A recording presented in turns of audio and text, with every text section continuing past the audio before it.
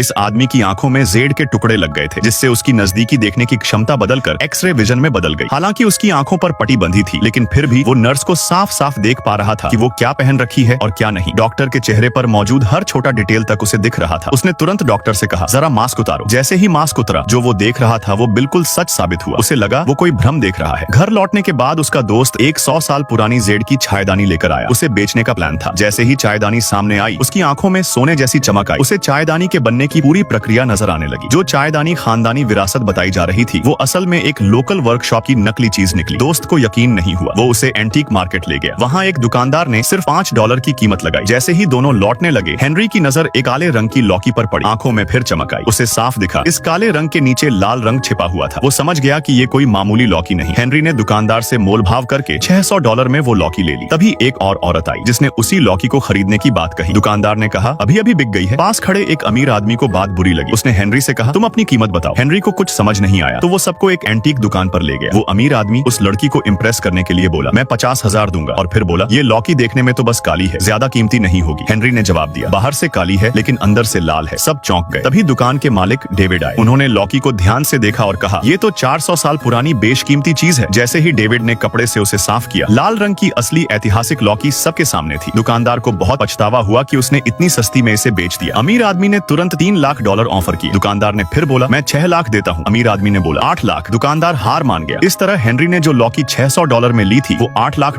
में बेच दी। एक ही डील में 1000 गुना मुनाफा कमाया।